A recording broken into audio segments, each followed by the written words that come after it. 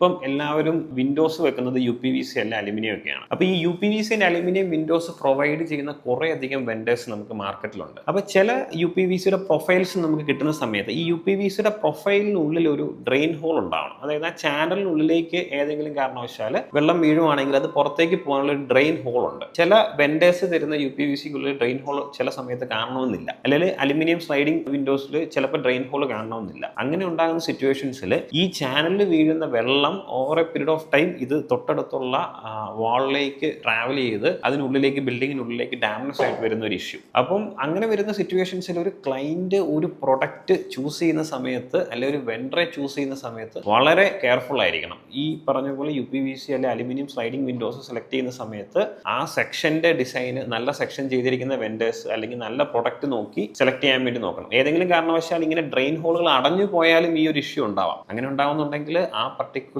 UPVC അല്ലെങ്കിൽ aluminium provide ചെയ്ത ആളെ സൈറ്റിൽ വിളിച്ചു വരുത്തി ഒരു പീരിയോഡിക് ക്ലീനിങ് അല്ലെങ്കിൽ അടഞ്ഞുപോയ ഡ്രെയിൻ ഹോളുകൾ ഓപ്പൺ ചെയ്യാനുള്ള ഒരു പീരിയോഡിക് ക്ലീനിങ് ചെയ്ത് കഴിഞ്ഞാലും ഈ ഒരു ഇഷ്യൂ സോർട്ട് ആവും. അല്ലെങ്കിൽ അതുവഴിയും ഡാമേജ് ഉണ്ടായി ബിൽഡിങ്ങിനുള്ളിലേക്ക് ഡാമേജ് വന്ന് കാലക്രമേണ ആ ഒരു പ്ലാസ്റ്ററിങ്ങിനൊക്കെ ക്രാക്ക് വരാനുള്ള വലിയൊരു പോസിബിലിറ്റിയാണ്.